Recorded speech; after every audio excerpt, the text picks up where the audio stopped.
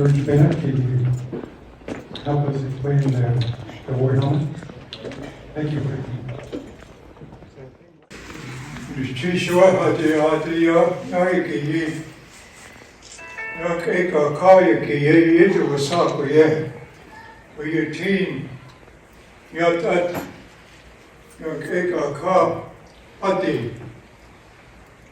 You were in a cage.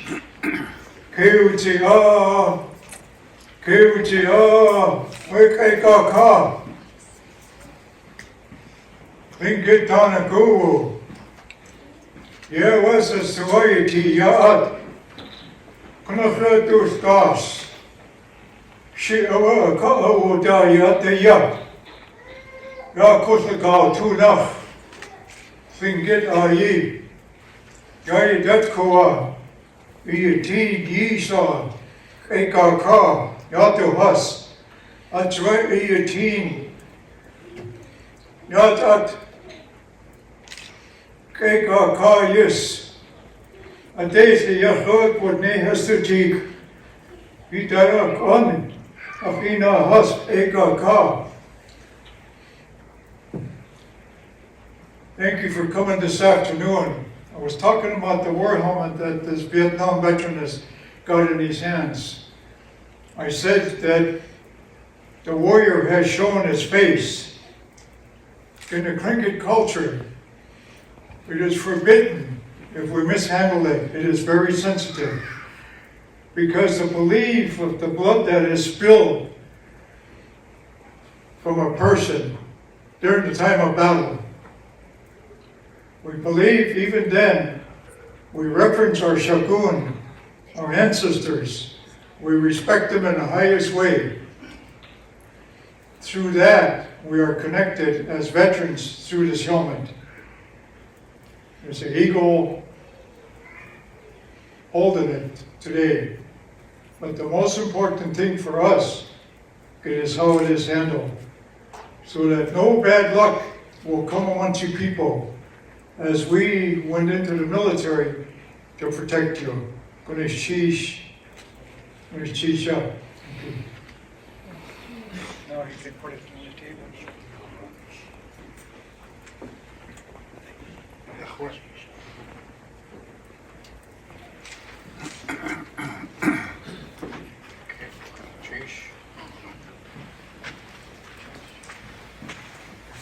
Coming out to President identical here.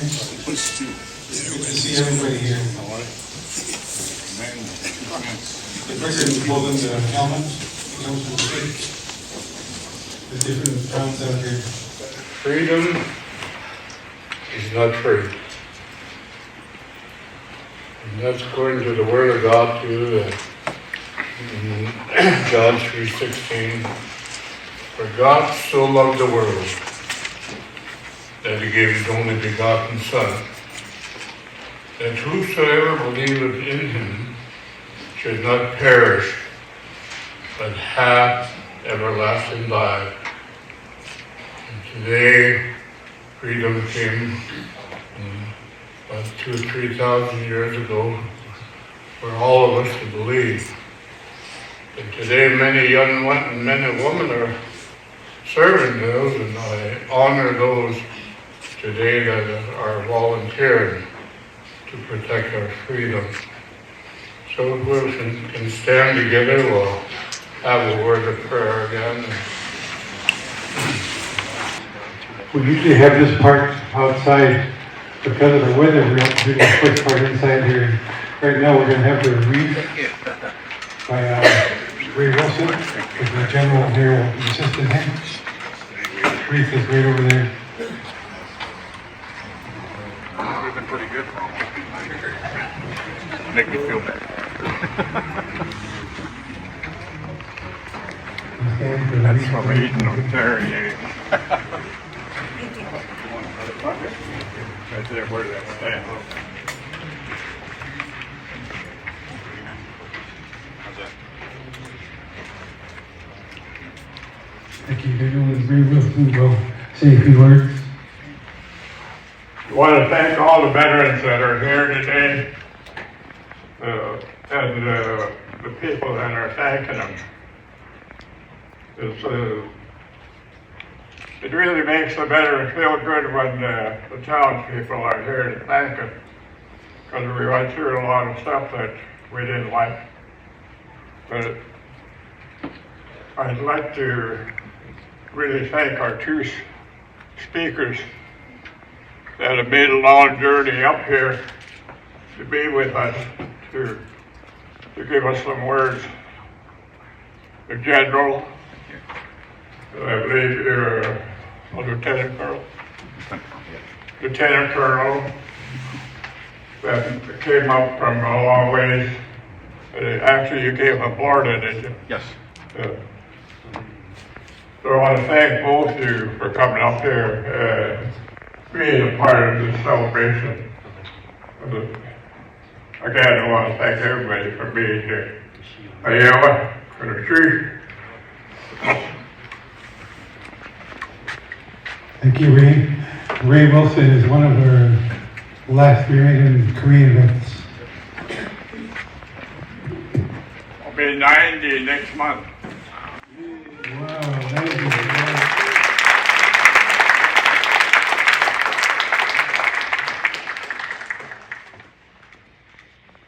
Will you please stand for taps?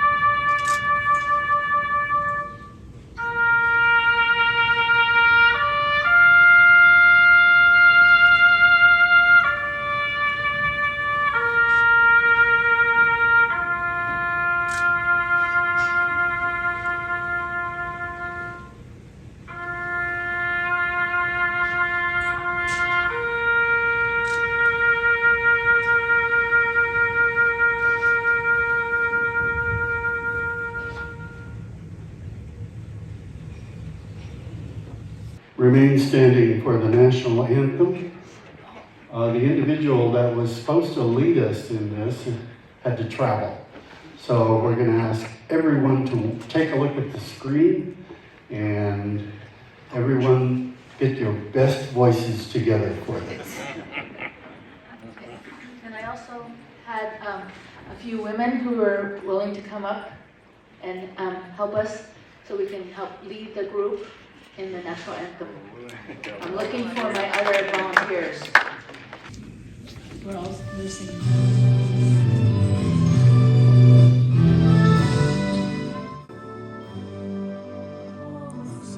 Can you see by the dawn's early light what a crowd we beheld at the twilight's last gleaming?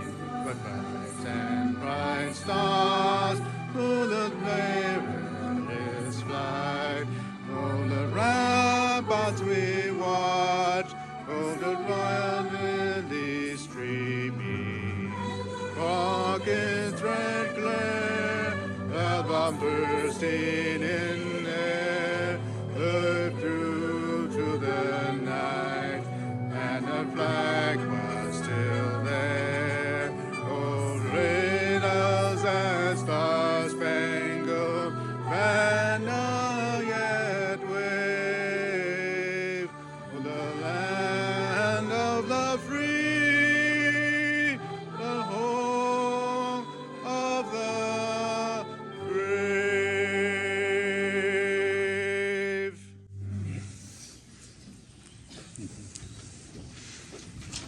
Thank you. You may be seated. At this time, we'd like to call forward Jacqueline Pata. She is the Vice President of the Tlingit Central Council. Gunalchéesh, Anyakusani, Chaya Digneki, Gunalchéesh Hadi Adi, Gunalchéesh Afwan. This morning, when President Peterson called me, today's a Memorial Day for many reasons, and certainly for our veterans here today. I don't know if you had heard that we lost Ebona this morning. And he wanted me to convey his regrets for not being here today. But he wanted to be with his mom as they were close friends today. And so I wanted to share that message with you. But as I thought about what to say this morning, and I think about the introduction that we say all the time in Tlingit, we always say noble people, self-respecting people. And we say that in our language as we open up. I can't think of a better crowd to say that in front of today. I'm deeply honored and humbled to be standing here with you. You, honored warriors. You, self-respecting representatives of our people.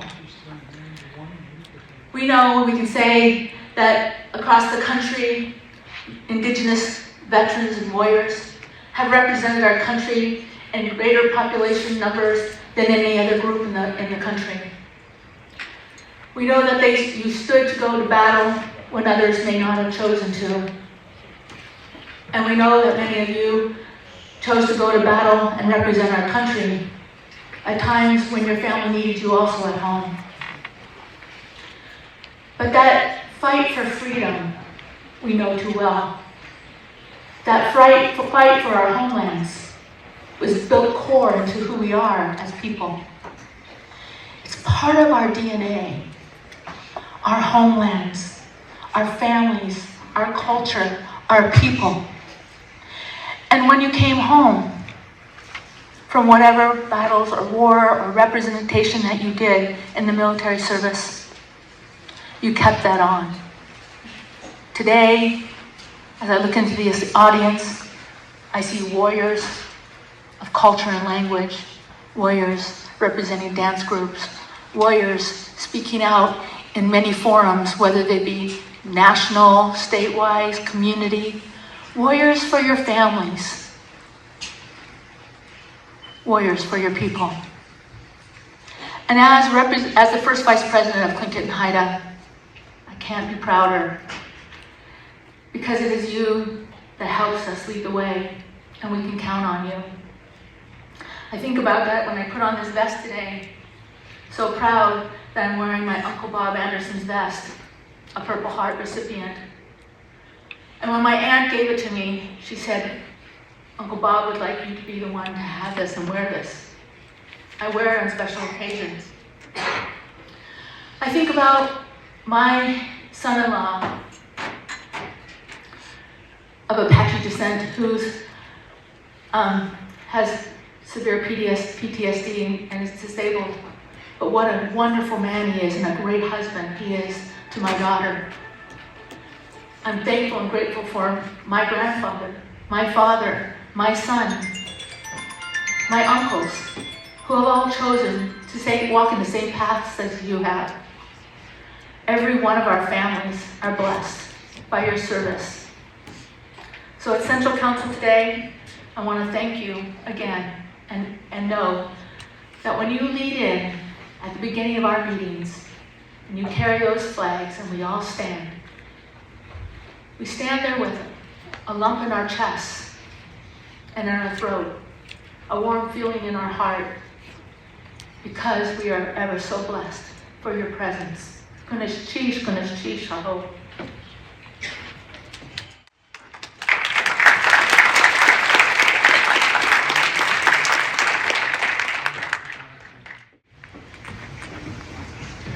Thank you, Jackie. The Southeast Last Native Vets are non-profit. We don't really have any money for ourselves, but everyone always helps us. This hall was donated to us by the tribe. The plot outside where the totem pole is, they can hide us, but they donate to us. So thank you guys. Jackie. To introduce our next speaker, Army Lieutenant Colonel Christine Youngquist. Traveled all the way from Virginia to be with us, or was it Maryland to be with us today. Good afternoon to the Southeast Alaska Native Veterans Association, your families, your spouses, and your guests. Thank you for hosting this absolutely wonderful event, and I am so happy that it is snowing and not raining today, and I promise I won't make you stand up during my speech. I'm Lieutenant Colonel Retired Christine Youngquist, and I'm so very excited and honored to have been asked to be part of this celebration today and to be able to provide a speech to all of you veterans and your families. As this is my first visit to this great state, as well as my first Veterans Day speech, I struggled over the last couple of weeks to identify a fitting message for this occasion. To help me with some ideas, I leaned on my husband, who is a retired Army Chief Warrant Officer, as well as my father, who is also an Army retired Lieutenant Colonel, for their ideas as to what would be suitable for this occasion. And although all previous conflicts in service to our country are historically noteworthy, my collaborators and I have all agreed that my remarks should focus on contemporary time, from Korea, Vietnam to present day. Not only for the service members themselves, but also for their families that supported them. With that, I'd like to see a show of hands for those Korean and Vietnam vets that are here with us today. You don't have to stand, I promise, just hands.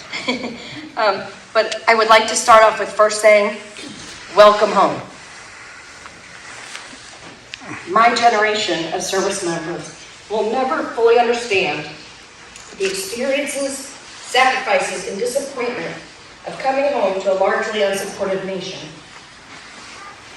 And to all you veterans and family members that served post-Korea and Vietnam, thank you too for your selfless service to our nation and the sacrifices that you and your families also endured. In sharp contrast to Vietnam, from your return home, my generation of service members experienced outpourings of community support as we deployed and came home time and time again. These supporters for us lined up at airports and train depots with heartfelt signs, balloons, and messages of gratitude and appreciation. Hopefully, all of today's service members recognize this idea or moral obligation to thank a service member came to be because of the way our previous generation was treated upon their return home. During my research for this speech, I learned that less than 1% of the American population serves its country and wears the uniform. Of that 1%, Alaska Natives at large proudly enlist more service members per capita, females included, than any other group. You are such an integral part of who we are.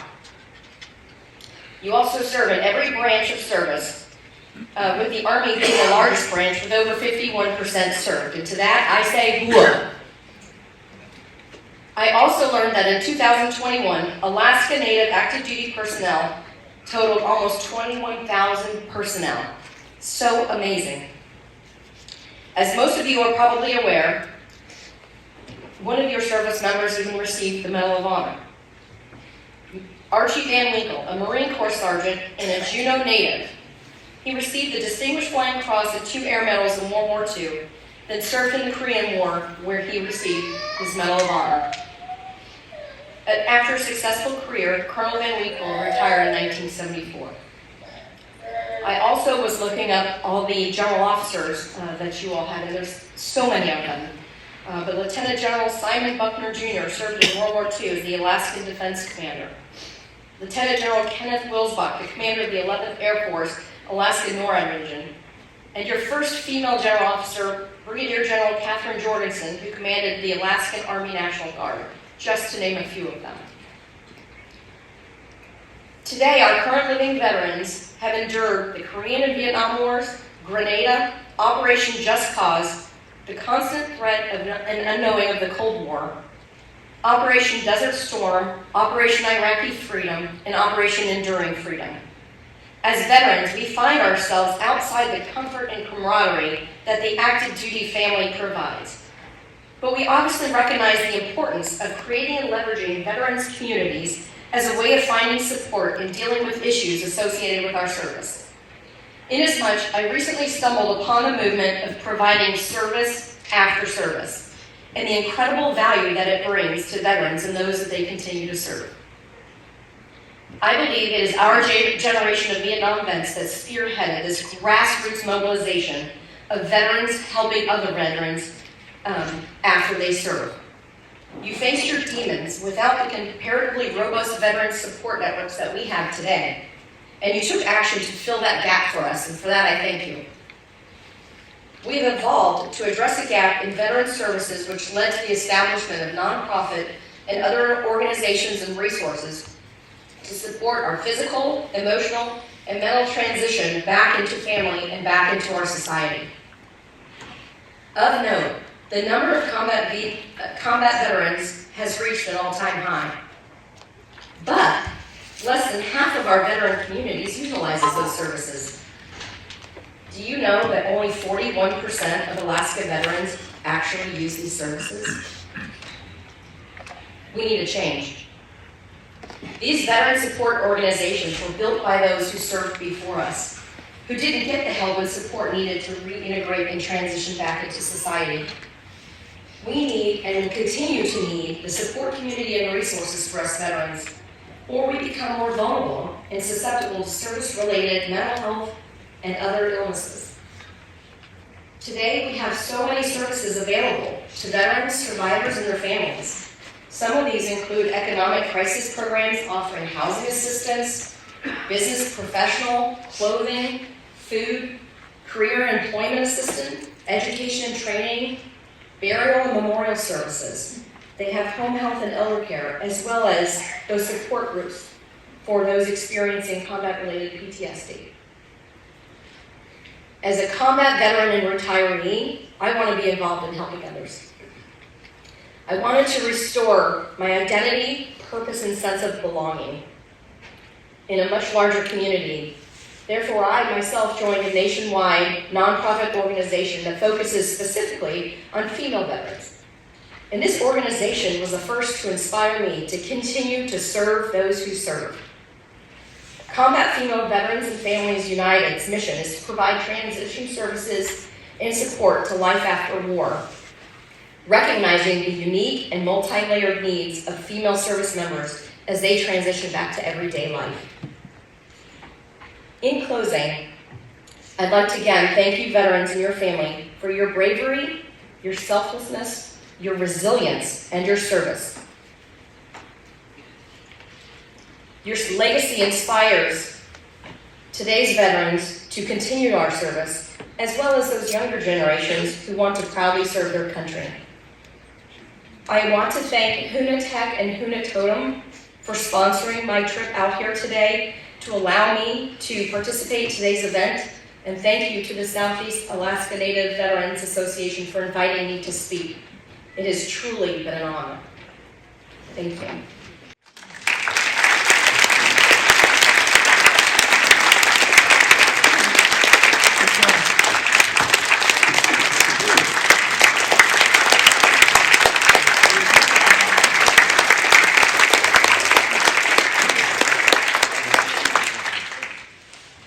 Thank you very much.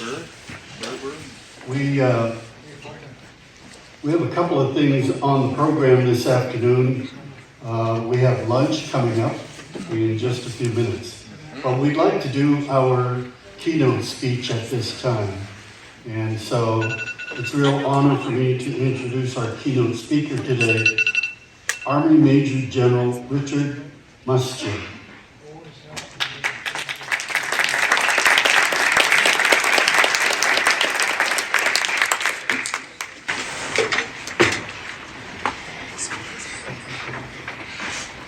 Good morning, or I should almost say good afternoon. Ladies and gentlemen, it's a great day to be here in Juneau, and a great day to be a veteran. I retired 7 years ago, and it's really an honor to be able to put the uniform back on and to have the opportunity to share in the camaraderie and the fellowship with fellow veterans. So I want to also as I was looking around the room as we were walking in, and I'm not sure I saw it, but in addition to having a happy Veterans Day, I do want to extend a happy 247th birthday to any Marines that we happen to have in this room, as today is the Marine Corps' birthday as well. Do we have any Marines in the room? Please stand up.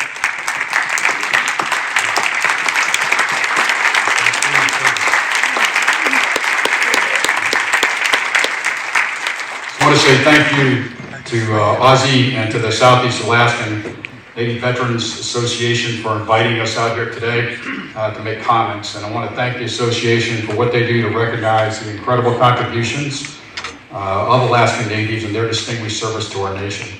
Really in awe as I walked around prior to the event starting, having an opportunity to shake hands and meet with many of you. It's just truly amazing, and I'm in awe of your experiences and your service to our nation. I served for 34 years in uniform before I retired, and I'm actually humbled to be in your presence today, so thank you.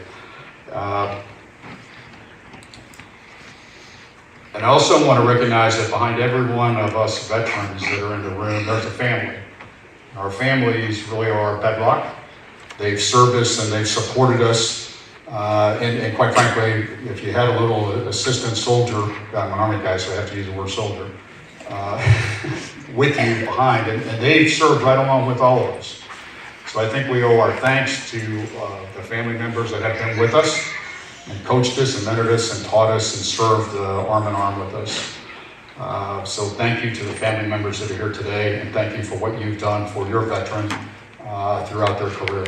Yes, sir. Cool.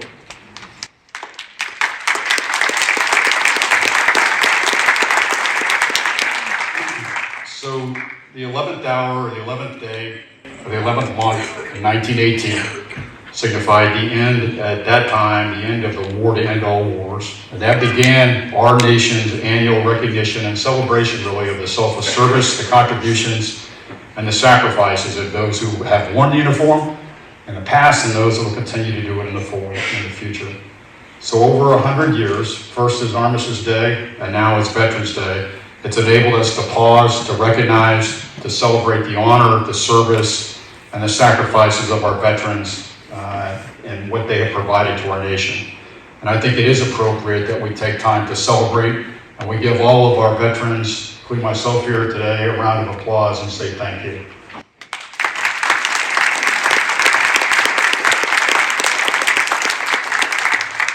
And this year, our nation wants to offer a special thanks to those who served in Vietnam with the 50th anniversary of the cessation of hostilities in Vietnam. And unlike previous wars, the Vietnam War became really up close and personal to those of us at home who were able to watch and hear the news coverage almost on a near real-time basis, something that was not available in the prior conflicts. And with that coverage, as well as our nation's internal discourse, opinions about the war at home became increasingly divisive.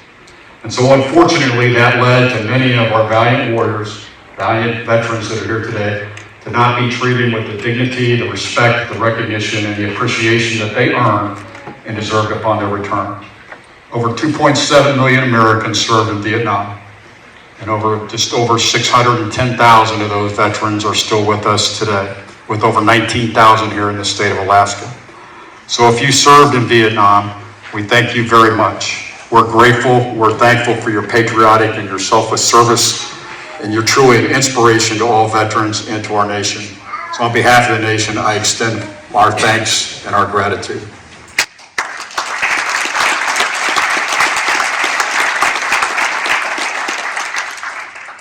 I was really struck by your comments earlier, Jackie, this morning. It was terrific, and you used the phrase that stood out, noble people. I've been honored and blessed in my career to have a number of Alaskan Natives serve underneath me, serve with me, serve arm in arm. And the thing that's come to the forefront is Alaskan Natives have served, as you heard in Christine's comments, in every one of our nation's conflicts since World War II.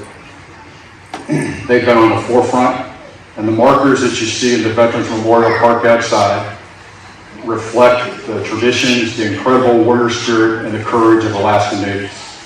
At that park, in addition to the memorial for Medal of Honor recipient Ozzie Sheakley and the USS Juneau Memorial, are just emblematic of the contributions, the patriotism, the courage, and the warrior spirit of Alaskan Natives. Our nation is eternally grateful for the service and the sacrifices that have been made by Alaskan Natives, and I thank you on behalf of our nation. I, like many of you who previously wore the uniform, have been deeply humbled and honored and proud to have had the opportunity to serve, both in peace and in war, to advance the values of our great nation and to contribute to our nation's success and to our defense. And like many of you, for over 40 years in my time, I have embraced the values of selfless service, of courage, of duty, respect, honor, integrity, and loyalty. What stands out most is truly serving with honor. I, like many of you, get comments about thank you for your service, which is terrific and a great recognition by those who haven't served in many cases. And my response to that goes along the lines of thank you. It's truly an honor to serve. It's an honor to wear the uniform, and it's an honor to answer the call of service to our nation. And importantly, our nation, unlike many other nations, takes time and truly recognizes the incredible contributions of our veterans when they return, and they continue to serve and do great things for our nation. Since 1776, 50 million people have served in our armed forces. Veterans have answered the patriotic call to protect our way of life, to defend liberty, to defend freedom, and to defend democracy. And our nation's veterans have served with distinction, with valor, and they sacrificed for our nation's cause. Our nation would not be the beacon of light that it is, as described by former President Bush in 2001, if it were not for our nation's veterans. Our nation has been extremely successful in peace and war, but that's not because of a new tank, a new weapon system. While it's helpful, new technology. Rather, it's all about the people. The centerpiece of our nation really is our veterans, and our military is our veterans. They have and they continue to do patriotic service, to make the difference, and to enable our nation to be what it is today, displaying the utmost in courage and commitment. And they have provided our nation the blessings of liberty and patriotism. Today, there are about 20 million veterans in America. If you think of it, it's about 6% of America's population are veterans, with 65,000 living here in the state of Alaska. Alaska has, as Christine mentioned, the highest percentage of population that there are veterans of any other state in America. To me, that's remarkable, and it reflects the true patriotism of Alaskan Natives and the remarkable contributions that they've made to our nation. For many veterans, their service and sacrifice to the nation didn't end with the last round fired, didn't end with the last deployment, or didn't end with the last formation, or just being handed the flag when you retired or presented the flag. Instead, that service and that sacrifice has remained in many of us in our minds and bodies in both visible and invisible ways long after we took our uniforms off. President Lincoln, in March of 1865, recognized our nation's sacred obligation to care for those who have borne the battle and served our nation. And that commitment to veterans has endured for over 158 years today. And our commitment to veterans has matured, it's expanded, it's become internalized. But just as the world has changed since 1865 with advances in science and technology and weaponry, what's also advanced is we have a much better understanding of the effects of war and service on our veterans. And so the requirements of the call to action that President Lincoln outlined in 1865 have really increased or enhanced as a result of what's happened. Admittedly, our nation in some instances response to support for veterans has either taken too long, has not been responsive to the needs of our veterans and their families and their caregivers, or not been readily available or accessible. But you should make no mistake that leaders at the federal, state, local levels, and as Christine highlighted, volunteer organizations, nonprofit organizations, continue to step up to the plate and strive to answer the call to action. And collectively, our nation recognizes the immeasurable debt that's owed to our veterans. Our services, all the services, have redoubled their efforts recently to advance initiatives that connect and sustain veterans with the service. These efforts help veterans with education, with development, with employment, and help them share their experiences to connect better with America and to share stories that inspire the next generation to call in their call to service and to serve our nation. Today, less than 1% of our nation now serves in the armed forces, and an even declining percentage have the propensity to serve, the desire to serve, or even qualified to serve. Our nation needs our veterans, all of us, to help in this call to service, to find opportunities to share positive experiences about our time in uniform and our service to the nation, to highlight the honor of serving, to highlight the commitment to patriotism. And I encourage all veterans to find opportunities to do just that, to inspire the next generations to serve our nation. The VA and other government agencies continue initiatives to expand support, to increase access, to increase assistance that's provided to our veterans. Just one thing most recently, which I know many of you may be aware of, with the population that is here today, is the approval of the PACT Act, which expanded VA health care benefits to veterans exposed to toxic substances, particularly during the Vietnam era. That's just yet another example of the call to action that our nation has put forth for our veterans. And the VA continues to make assistance and benefits and health care more accessible through physical presence, whether it's outreach offices, clinics, outreach opportunities, and also through digital forms. Our nation draws her strength from those who have served, our veterans, and for those that will serve in the future to continue to make our nation strong. It's an unbroken chain linking patriotic Americans, generation to generation, and a steadfast commitment to patriotism, to answer the call to service, to defend our nation, and to make us stronger and resilient. In closing, our nation recognizes and deeply values and celebrates the contributions of our veterans. The strength of our nation really comes from our veterans. All 20 million that are still with us and all 50 million that have served since 1776. Our veterans have kept us free. They've continued to serve our nation in a multitude of ways. So today we say thank you to all veterans for what you've accomplished, and thank you for your service. Our nation is thankful and will continue to endeavor to increase the support that we provide veterans in answering the call to action for those who have borne the battle. And I would be very remiss if I didn't take just a moment to recognize Ray Wilson. I think you're the senior in age, I think, I'm not sure. Senior vet here today, dating back to your time in the Korean War. So thank you very much. I salute you for your service. And I only wish that I could move as agilely as you do it at almost 90. I'm 63 and I can't move as good as you can. So, ladies and gentlemen, thank you very much.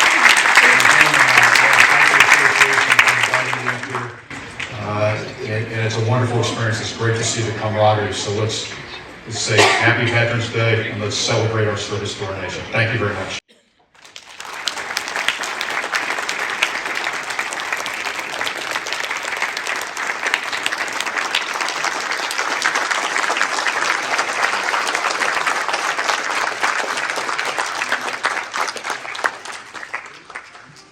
Okay, we've come to the next portion of the program.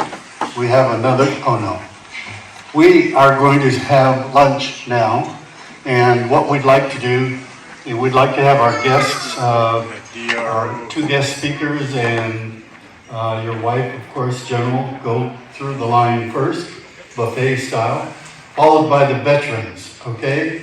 Let the veterans go, and then any other elders, and then the rest of you, okay? And probably close, when everyone is served, we're going to have a dance group perform this afternoon as well. So, please. Hello. All right, I can't. You gotta eat like the natives while you're there, right? More? Phil Martin. I'm a good charger. I haven't had that in years.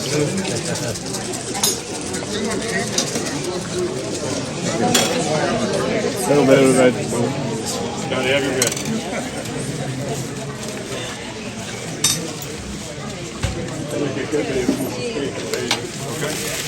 Enough? What? No white rice?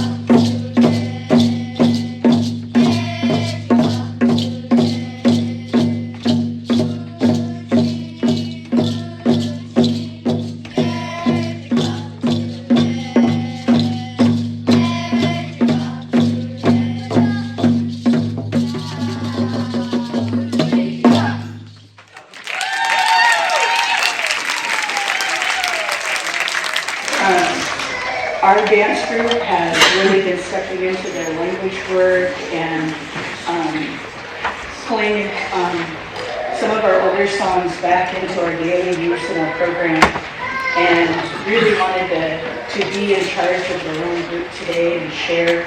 But then it's also a very powerful group in our audience, and the song we want to share next is Yada Atkane. And we sing it to honor those that came before us, our grandparents, and it seemed fitting to share with our veterans that are here today. And Chief.